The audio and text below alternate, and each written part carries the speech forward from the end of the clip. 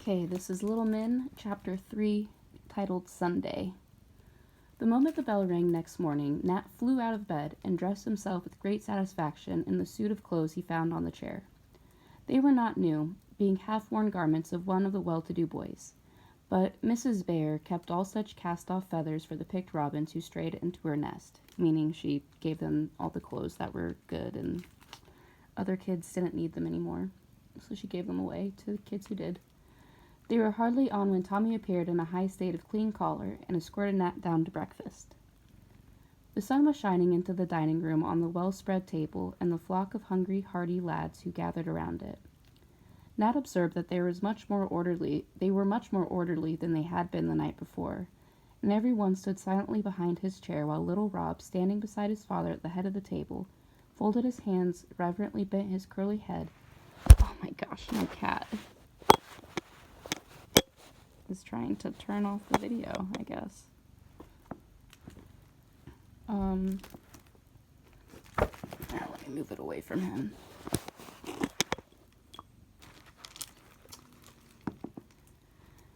And softly repeated a short grace in the devout German fashion, which Mr. Bayer loved and taught his little son to honor. Then they all sat down to enjoy the Sunday morning breakfast of coffee, steak, and baked potatoes, instead of the bread and milk fare which they usually satisfied their young appetites. There was much pleasant talk while the knives and forks rattled briskly, for certain Sunday lessons were to be learnt, the Sunday walk settled, and plans for the week discussed.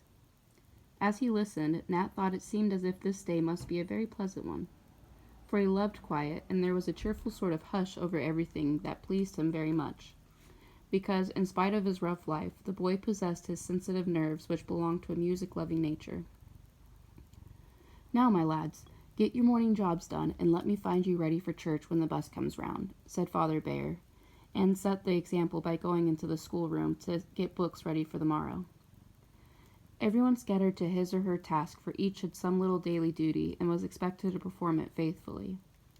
Some brought wood and water, brushed the steps, or ran errands for Mrs. Bear. Others fed the pet animals and did chores about the barn with Franz. Daisy washed the cups and Dimmy wiped them, for the twins liked to work together, and Dimmy had been taught to make himself useful in the little house at home. Even baby Teddy had his small job to do and trotted to and fro, putting napkins away and pushing chairs into their places. For half an hour the lads buzzed about like a hive of bees. Then the bus drove around. Father Bear and Franz with the 8 older boys piled in, and away they went for a 3-mile drive to church in town. Because of the troublesome cough, Nat preferred to stay at home with the 4 small boys and spend a happy morning in Mrs. Bear's room, listening to the stories she read them, learning the hymn she taught them, and then quietly enjoying himself pasting pictures into an old ledger. "This is my Sunday closet," she said, showing him shelves filled with picture books, paint boxes, architectural blocks, little diaries, and materials for letter writing. "I want my boys to love Sunday, to find it peaceful, pleasant day, when they can rest for common study and play, yet enjoy quiet pleasures and learn in simple ways. Lessons more important than any taught in school. Do you understand me?" she asked, watching Nat's attentive face. "You mean to be good?" he said after hesitating a minute. "Yes, to be good and to love to be good. It is hard work sometimes, I know very well, but we all help one another, and so we get on. This is one of the ways in which I try to help my boys." And she took down a thick book, which seemed half full of writing, and opened at a page on which there was one word at the top. "Why, that's my name," cried Nat, looking both surprised and interested. "Yes, I have a page for each boy. I keep a little account of how he gets on through the week, and Sunday night I show him the record. If it is bad, I am sorry and disappointed. If it is good, I am glad and proud. But whichever it is, the boys know I want to help them, and they try to do their best for love of me and Father Bear." "I should think they would," said Nat, catching a glimpse of Tommy's name opposite his own and wondering what was written under it. Mrs. Bear saw his eyes on the words and shook her head, saying as she turned to leave, "No, I don't show my records to any but the one to whom each belongs. I call this my conscience book, and only you and I will ever know what is to be written on the page below your name. Whether you will be pleased or ashamed to read it next Sunday depends on yourself. I think it will be a good report. At any rate, I shall try to make things easy for you in this new place, and shall be quite content if you keep our few rules, live happily with the boys, and learn something." "I'll try, ma'am," said Nat's, and Nat's thin face flushed up with the earnestness of his desire to make Mrs. Bear glad and proud, not sorry and disappointed.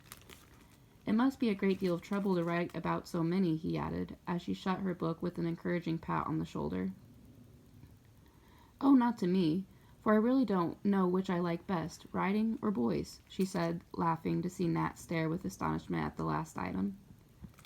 "Yes, I know, many people think boys are a nuisance, but that is because they don't understand them.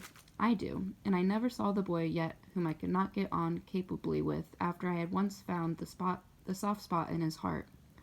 Bless me, I couldn't get on at all without my flock of dear, noisy, naughty little lads, could I, my Teddy?" said Mrs. Bear, and Mrs. Bear hugged the young rogue just in time to save the big inkstand from going into his pocket. Nat, who had never heard anything like this before, really did not know whether Mother Bear was a trifle crazy or the most delightful woman he had ever met. He rather inclined to the later opinion, in spite of her peculiar taste, for she had a way of filling up a fellow's plate before he asked, of laughing at his jokes, gently tweaking him by the ear or clapping him on the shoulder, that Nat found very engaging. "Now, I think you would like to go into the schoolroom and practice some of the hymns we are to sing tonight," she said, rightly guessing the thing of all others that he wanted to do. Alone with the beloved violin and the music book propped up before him in the sunny window, while spring beauty filled the world outside and Sabbath silence reigned within, Nat enjoyed an hour or two of genuine happiness, learning the sweet old tunes and forgetting the hard past in the cheerful present. When the churchgoers come back and dinner was over, everyone read, wrote letters home, said their Sunday lessons, or talked quietly to one another, sitting here and there about the house. At 3 o'clock, the entire family turned out to walk, for all the active young bodies must have exercise, and in these walks the active young minds were taught to see and love the nature and beauty which was working before their eyes. Mr. Bayer always went with them, and in his simple fatherly way found for his flock sermons in stones, books in the running brooks, and good in everything. Mrs. Bayer, with Daisy and her own 2 boys, drove into town to pay the weekly visit to Grandma, which was busy, Mother Bayer's one holiday and great pleasure. Nat was not strong enough for the long walk, and asked to stay at home with Tommy, who kindly offered to do the honors of Plumfield. "You've seen the house, so come out and have a look at the garden, and the barn, and the flowers," said Tommy, when they were left alone with the cook to see that they did not get into mischief. For though Tommy was one of the best-meaning boys who ever adorned knickerbockers, accidents of the most direful nature were always happening to him. No one could exactly tell how.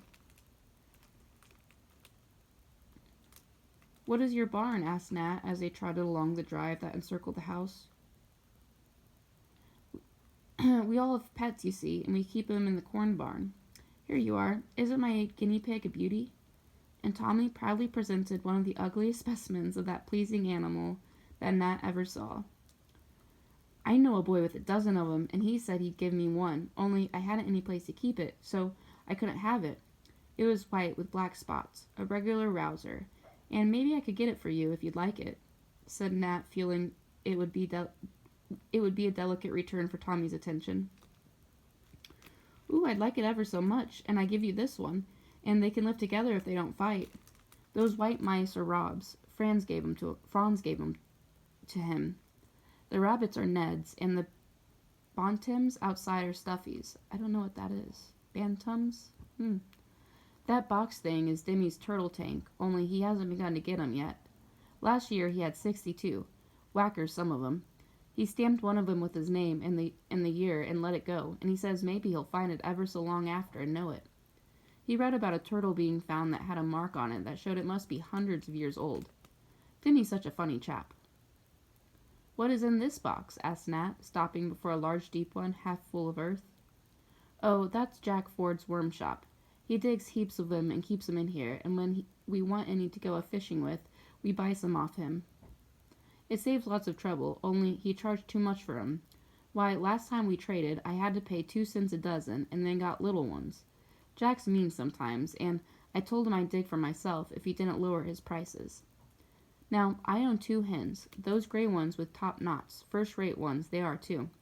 And I sell Mrs. Bear the eggs.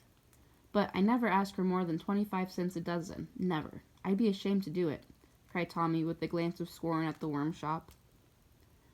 Who owns the dogs? Asked Nat, much interested in these commercial transactions and feeling that T. Bangs was a man whom it would be a privilege and a pleasure to patronize. Tommy Bangs, so get eggs from him. The big dog is Immel's. His name is Christopher Columbus. Mrs. Bear named him because she likes to say Christopher Columbus, and no one minds it if she means the dog, answered Tommy in the tone of a showman displaying his barn animals. The white pup is Rob's, and the yellow one is Teddy's. A man was going to drown them in our pond, and Pa Bear wouldn't let him. They do well enough for the little chaps. I don't think much of 'em myself. Their names are Castor and Pollux. I'd like Toby the donkey best, if I could have anything. It's so nice to ride, and he's so little and good, said Nat, remembering the weary tramps he had taken on his own tired feet. Mr. Lyer sent him back out to Mrs. Bear, Mr. Lorry sent him out to Mrs. Bear so she shouldn't carry Teddy on her back when we go to walk. We are all fond of Toby, and he's a first-rate donkey, sir. Those pigeons belong to the whole lot of us. We each have our pet one, and go shares in all the little ones as they come along. Squabs are great fun. There ain't any now, but you can go up and take a look at the old fellows, while I see if Cockle, Top, and Granny have laid any eggs. Nat climbed up a ladder, put his head through a trap door, and took a long look at the pretty doves billing and cooing up in their spacious loft. Some on their nests, some bustling in and out, and some setting at their doors, while many went flying from the sunny housetop to the straw-strewn farmyard, where 6 sleek cows were placidly ruminating. Everybody has got something but me. I wish I had a dove or a hen or even a turtle all my own, thought Nat, feeling very poor as he saw the interesting treasures of the other boys. So how do you get all these things? He asked when he joined Tommy in the barn. Well, we find 'em or buy 'em, or folks give 'em to us. My father sends me mine, but as soon as I get egg money enough, I'm going to buy a pair of ducks. There's a nice little pond for 'em behind the barn, and people will pay well for duck eggs. And little duckies are pretty, and it's fun to see 'em swim, said Tommy with the air of a millionaire. Nat sighed, for he had neither father nor money, nothing in the wide world but an old empty pocketbook, and the skill that lay in his 10 fingertips. Tommy seemed to understand the question, and the sigh of which followed his answer, for after a moment of deep thought he suddenly broke out.